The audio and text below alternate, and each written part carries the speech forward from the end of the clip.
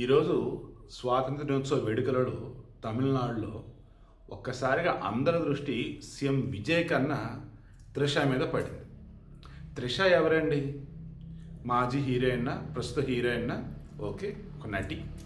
Ganesh gold తాకట్టులో ఉన్న బంగారాన్ని విడిపించి కొనబడును. సంప్రదించండి 9966561144.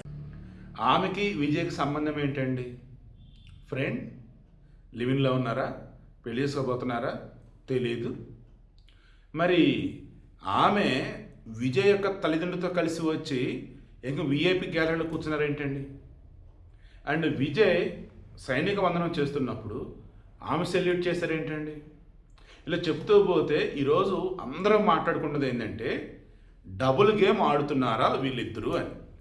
అయితే విజయ్ ఆడుతుందా, లేక త్రిష ఆడుతుందా, లేక ఇద్దరు కలిసి ఆడుతున్నారా? అరే కొద్ది రోజుల క్రితమే కదా, వారం అవుతుందా 10 రోజులు అవుతుందా, సంగీత విజయ్ యొక్క భార్య చెంగల్పట్టు కోర్టులో విడాకులు కావాలని వేసింది పిటిషన్. ఎందుకు వేసింది? విజయ్ని ఒక హీరోయిన్ను ట్రాప్ చేసింది.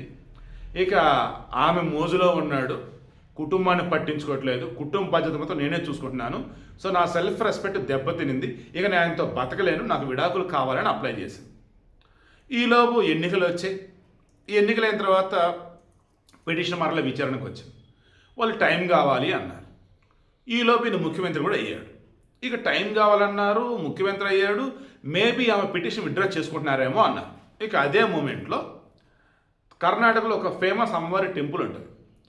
ఈ తమిళనాడు నుండి పొలిటీషియన్స్ ఎవరైతే అమ్మవారి గుడికి వెళ్తారు, ఐ థింక్ మూకాంబిక అమ్మవారు అనుకుంటా.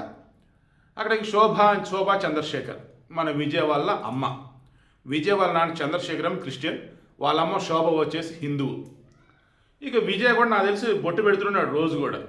సరే, ఆయన చర్చికి వెళ్ళినా, అంటారు మసీదుకి వెళ్ళినా, గుడికి వెళ్ళినా, ఏదైనా భారతీయుడు కాబట్టి ఐ రెస్పెక్ట్ హిమ్. ఇక నేను మాట్లాడేది ఏంటంటే ఆ గుడికి వెళ్ళినటువంటి రోజున వాళ్ళమ్మ అతనికి చెప్పి ఒప్పించిందట. ఏమని? విడాకులు వద్దయ్యా, పిల్లలు ఎదిగొచ్చారు, నువ్వా అదృష్టంగా వచ్చి సీఎం అయ్యో, భార్యతో విడాకులు తీసుకుంటే జనాలు 10 రకాలుగా అనుకుంటారు, వద్దని చెప్పేసి సంథింగ్ కోడలు నేను ఒప్పిస్తా అని చెప్పినట్టుగా మనకు వార్త వచ్చింది. ఇక ఈలోపు ఆమె కోడలతో కూడా మాట్లాడిందని, ఆమె కోడలు సంగీత కూడా పిల్లల కోసమైనా సరే, విజయ్ యొక్క భవిష్యత్తు కోసమైనా సరే ఇక నేను విడాకులు విత్డ్రా చేసుకుంటానని చెప్పినట్టుగా తెలిసింది. మనం ఆల్రెడీ వీడియో కూడా ఇచ్చాం, క్యాట్లెస్ ఛానల్ ఇచ్చాం, మన కావ్యాస్ మీడియాలో కూడా ఇచ్చాం.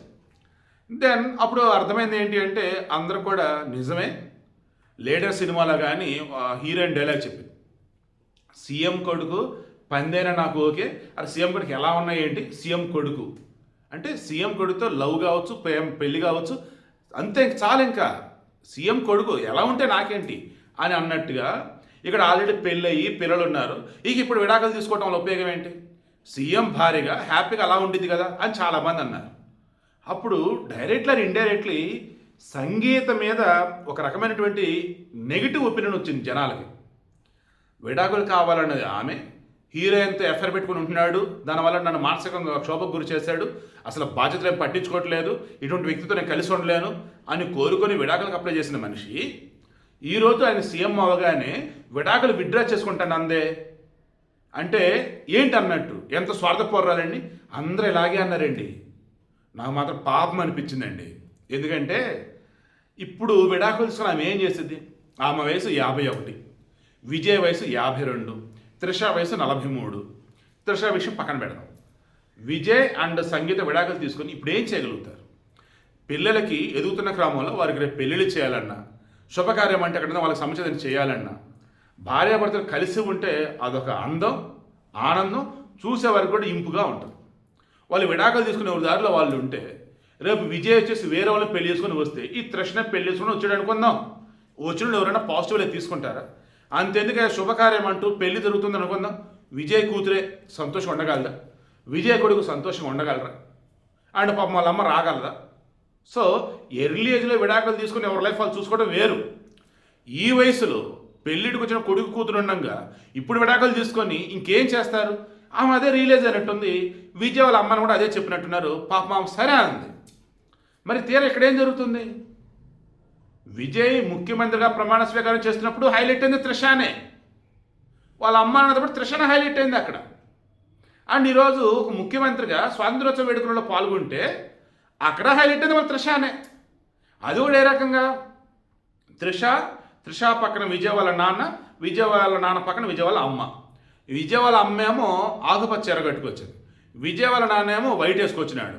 త్రిష వచ్చేసి little bit light saffron or musk దాన్ని ఏదో అంటారండి, నాకు కలర్స్ అంత ఐడియా లేదు, కానీ డార్క్ పసుప, చూస్తానికి దూరం నుంచి లిటిల్ బిట్ సాఫ్రన్ అన్నట్టు కనిపిస్తూ ఉంది అది. బట్ ఓవరాల్గా అన్నప్పుడు కొంచెం లాంగ్ నుంచి చూసినా వాళ్ళు కొంచెం డిఫరెంట్ ఫార్మాట్లో కనుక చూస్తే, విజయ్ వాళ్ళ నాన్న ఉన్నాడు కదా, ఆయన షర్ట్ మీద కనుక అశోక్ యాంబ్లం కనుక పెట్టినట్టయితే, అశోక్ చక్ర కనుక పెట్టినట్టయితే, లైక్ అదే ఒక జాతీయ జెండాలా కనిపిస్తుందని చెప్పేసి మొత్తం సోషల్ మీడియా అంతా వైరల్ చేసి పడేస్తున్నారు. అంటే ఎలా ఉందంటే, ఫ్యామిలీ అంటే వీళ్ళు, త్రిష వచ్చేసి వాళ్ళ ఫ్యామిలీయా? మరి సంగీత ఎవరండి ఇక్కడ? టూ మచ్ అండి, నాకైతే నచ్చలా. విజయ్గా డబుల్ గేమ్ ఆడుతుంది త్రిషానా, లేక వీళ్ళిద్దరు కలిసి ఆడుతున్నారా?